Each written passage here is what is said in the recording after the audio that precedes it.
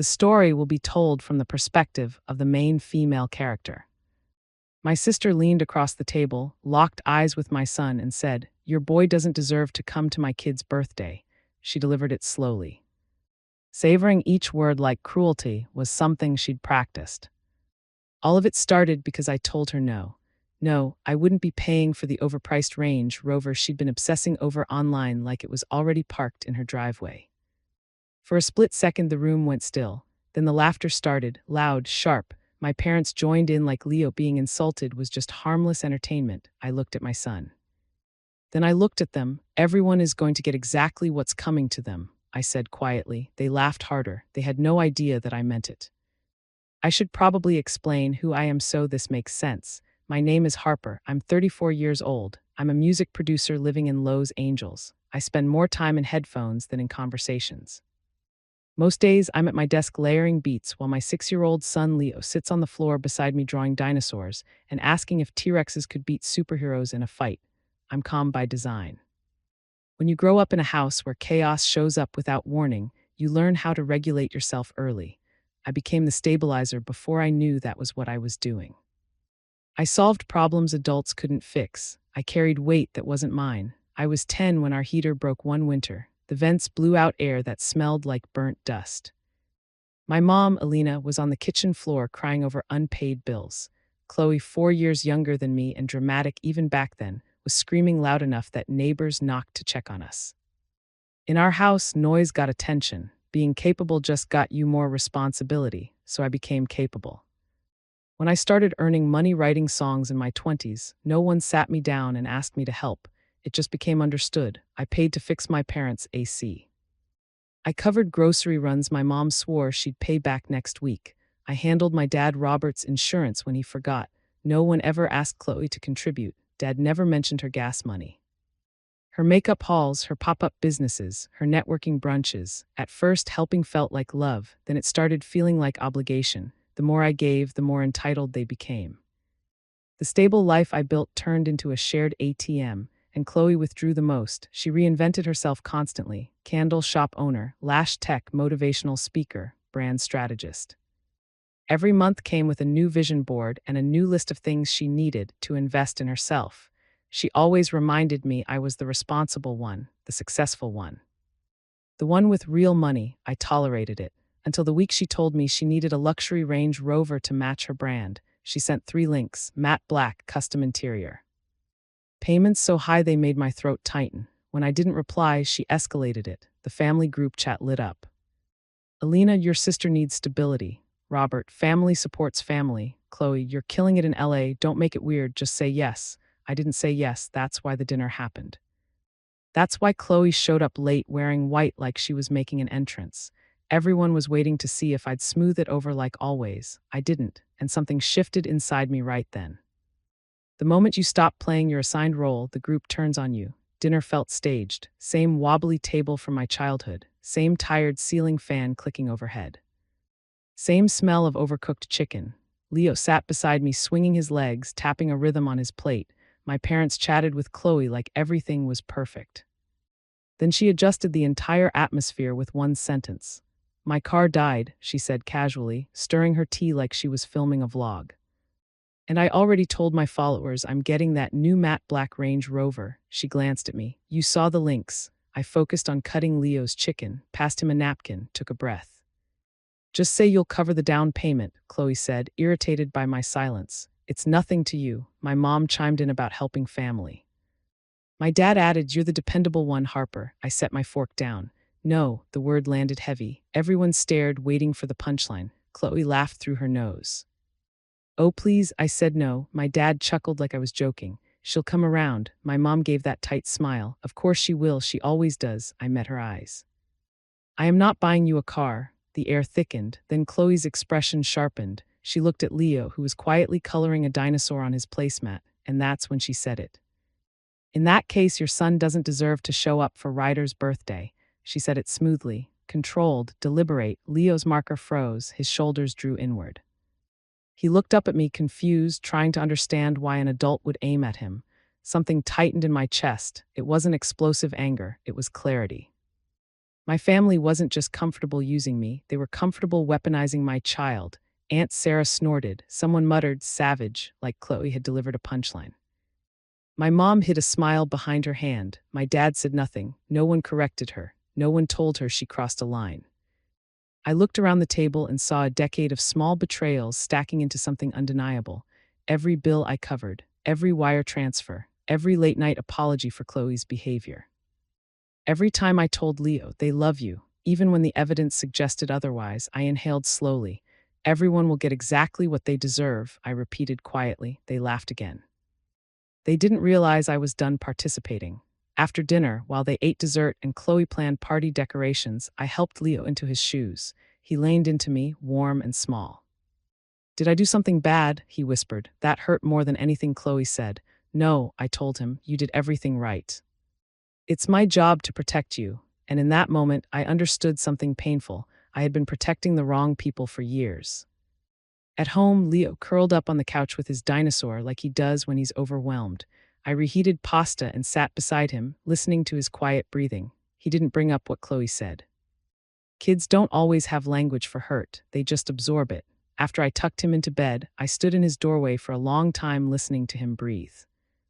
That sound has carried me through deadlines, heartbreak, exhaustion, and every chaotic family call. It reminds me who actually needs me. I walked to my desk. The laptop screen lit up the room, casting long shadows over crayons and toy cars scattered on the floor. I opened a bland note and wrote one word at the top: boundaries. Not anger, not getting even, just the thing I was never allowed to have. Then I started making a list of everything my family used me for. Eleanor's phone line was on my plan. Robert's insurance was something I had been paying for months. K.H. Lowe's storage unit was connected to my credit card. I looked at the streaming movies, music apps, and other payments I had taken over because I felt bad, tired, or just out of habit. Seeing it all written down changed something in my chest. It wasn't being mean to stop doing this, it was just being clear. I wrote 3 emails. I didn't use emotions. I didn't write long stories about the past. And I didn't give explanations they could change later. I just gave them the facts. To Eleanor, starting tomorrow, her phone line would be moved. I sent her the steps to do it. To Robert, his insurance payment would move back to his own card on the 1st of the month. To Chloe, I sent a list of every bit of money she owed me, the dates, and a plan for her to pay me back. I finished with one sentence: I am not a person who lends money. I read every message again. I took out anything that sounded like I was mad. Being mad was like fuel, but being clear was like a plan. Before I sent them, I whispered the same thing I said at dinner, but this time it wasn't a warning, it was a promise to myself. Everyone will get exactly what they deserve. I clicked send. The house stayed quiet. No bells went off, no big explosions, just silence, a new kind of silence, the kind that happens right before your life changes forever. Tomorrow was Ryder's birthday party. They thought I would show up, smile, and do what I was told like I always did. But tomorrow, I wasn't going there as the family's fixer. I was going there as Leo's mom. The following morning, the LA sky was a pale shade of blue, the kind that seems way too bright when you feel really heavy inside. Leo got up early and was very excited, the way only little kids can be. He was holding the birthday card he made for Ryder. He had drawn a blue car with messy wheels and a small person waving from the window. Will he like it? He asked me. He is going to love it, I told him while I ruffled his hair. I didn't tell him the truth about what was going on. I had a nervous feeling in my stomach because I knew today wouldn't go the way everyone thought it would. We drove over to the neighborhood where my parents live. We passed a lot of houses that looked exactly the same with cut grass and cheap holiday decorations. Lee kept hitting the back of my seat gently with his feet and humming a song he heard me working on the night before. When I parked the car a little bit down the street, he hopped out, still holding that card very carefully with both of his hands. The party was already moving fast. I could hear the music from the sidewalk. I heard kids laughing, a dog barking, and someone yelling for more cotton candy. There was a big arch made of blue and silver balloons in the driveway. A table had cupcakes on it with cartoon faces on top. A big bounce slide they had rented was taller than everything else and was shining in the sunlight. It was the kind of party that was made to look perfect for people on the internet. As soon as we walked into the yard, Chloe saw us. She was standing by the balloons wearing a white jumpsuit and very big sunglasses. Even though most of the party was in the shade, Blake was standing right next to her holding some balloons, looking bored like he always does. Chloe crossed her arms over her chest. "Oh, you came," she said. I didn't care about the way she said it. "We won't stay long," I told her. She looked at the card Leo was holding and then looked at me with a mean smile. "Did you bring the keys to my car?" she asked. Even now, she was still acting like I was going to buy it. I didn't look away from her. No, her smile disappeared instantly. "You're really going to do this here?" she asked. Before I could say anything, Alina showed up behind her like she had been called. "Harper," she whispered very loudly, "don't start a fight." "The kids are right here." I felt my jaw get tight. "I'm not starting a fight, but yesterday she said my son doesn't deserve to be here." A few of the other parents nearby turned their heads to listen. I didn't plan for people to watch us, but maybe it was a good thing. Robert walked over from the grill. He was holding a spatula like he was getting ready to give me a lecture. "Let's be smart about this," he said. "Your sister was just upset. Being upset doesn't give her the right to be mean to a child," I said. Chloe made a loud noise. "Oh, please, it was just a joke."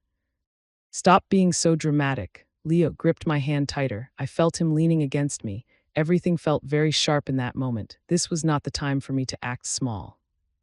I knelt down so I was as tall as Leo. "Hey, buddy, can you go sit with Grandpa for a minute?" He wasn't sure at first, but he nodded and walked a few steps toward Robert.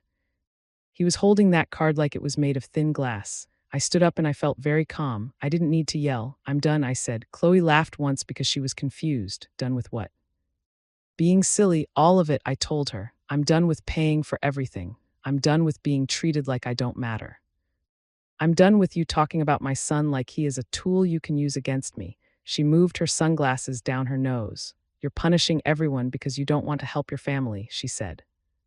"I'm making rules because you don't know how to treat family with respect," I replied. Alina tried to stop me again. "Harper, no." I turned to look at her. "Mom, this is important. All of you stood there last night and laughed while she made Leo feel bad. That is not how a family acts. That is just being mean." The yard got even quieter. A few other adults walked closer to us. It was the kind of quiet that happens right before a big storm starts. I looked back at Chloe. "I have paid for your phone bills, your debt, your emergencies, your hobbies, your new business ideas, and the stuff you buy without thinking. I paid for things you don't even remember because you never asked how they got paid for." Her mouth opened, but she didn't say anything. "As of today, all of that stops," I said. Robert looked upset. "What do you mean it stops?" "The phone lines are moved," I told them. "The insurance is going back to your own card. I am not responsible for the storage unit anymore. I stopped all the apps and movie services." Blake said, "Damn," under his breath. I kept talking. "And Chloe, I sent you a list of every dollar you owe me. You will pay me back with a plan that makes sense. I am not a bank. I am not a safety net. I am not the person who pays for your life." Chloe took a step toward me. "You can't talk to me like that," she said. "I can," I answered, "and I am doing it right now." Alina whispered to me, "Harper, people are staring at us." "Good," I said. "Maybe someone needs to see this because I am finished being the one who stays quiet." Chloe pointed her finger at me and her voice got louder. "You are ruining Ryder's birthday." "No," I told her. "You tried to ruin Leo's childhood." That really hit her hard. Even Chloe had to blink. Before anything else could fall apart, Leo pulled on my shirt. "Can I give him his card now?" he asked. "Of course," I said. He walked over to Ryder and held out the drawing with both of his hands. Ryder looked at the card, then at me, then at Chloe. Then he put his arms around Leo and gave him a big hug. Kids always figure out the truth much faster than the adults do. They don't care about who has power, they just care about the people. That one hug meant more than any of the talking in the yard. I put my hand on Leo's shoulder. "We are leaving now," I said. K.H. Lowe's voice sounded like it was about to crack. "So you're just walking away?" I nodded my head. "Yes, and if you want to be in our lives again, you have to say sorry to Leo. You have to treat him with respect. And you need to talk to me like I'm your sister, not a wallet." Robert walked toward me like he was trying to scare me the way he did when I was a little girl, but I wasn't that same girl anymore. I stood there strong and I felt taller than before. "Don't make this a bigger deal than it is," he warned me. "It already is a big deal." I said, "You just didn't see it because I was the one carrying the weight for all of you." For the first time, Alina looked really upset and surprised. She looked at Chloe, then at Leo, and then at the people standing around us. It looked like she was finally starting to understand. We walked to the car. The air felt very quiet, like even the birds had stopped making noise. As I opened the car door for Leo, I heard Aunt Sarah whisper behind me, "She really means it." Yes, I did mean it. And for the first time, I wasn't scared of what would happen when I stopped being the one who fixed everything for the family. The truth was very simple. They had no idea what was coming for them. Not yesterday, not today, and not in the new life I was choosing to have. By Monday morning, the results of my choices started landing exactly where they were supposed to. My phone kept buzzing with messages. The phone company moved the lines. The insurance office changed the credit card on file. 2 of the movie services sent me emails saying, "Thank you for being a customer." It felt like I was cleaning out a messy room I had been stuck in for years. Alina called me first. She wasn't yelling like I thought she would. She just sounded quiet. "My phone isn't working," she said. "I sent you the list of steps to fix it," I told her nicely. "You can handle it yourself." There was a long silence on the line. "Okay," she said. "Robert didn't call me, but he sent a short text. Got the notice about the insurance." That was all he said. The fact that he wasn't angry was a big change. Chloe, however, went totally crazy. She sent text after text, and each one was more upset than the one before. The people at the storage place had called her because the payment didn't go through. She started posting stuff online that was very dramatic. She used dark backgrounds and wrote things about fake family and made polls for her followers. I didn't write back to her. I didn't have to. The rules I set were doing all the work for me. 2 nights later, Alina came to my front porch. This time, she didn't just walk inside. She stood there and kept moving her hands around. "You're right," she whispered. "About what?" I asked. "About what happened to Leo. About all of it," she said. It wasn't a full apology yet, but it was the start of one. The next morning, my phone buzzed again. It was a message from Chloe. "I was wrong to say that about Leo," the text said. It was just one sentence, but it showed that something had finally changed. A week later, I took Leo to the park near our house. The sun made the grass look like gold, and he ran down the slide, laughing so hard. It felt like a big win. For the first time in years, my phone wasn't buzzing with a crisis, and I didn't feel that heavy weight in my chest. It was just us, and it was peaceful. I watched him run toward me with his face all red from playing, and I realized something very simple. I didn't have to hurt myself to protect my son. I just needed boundaries. I needed clear, calm rules that nobody could ever twist around again.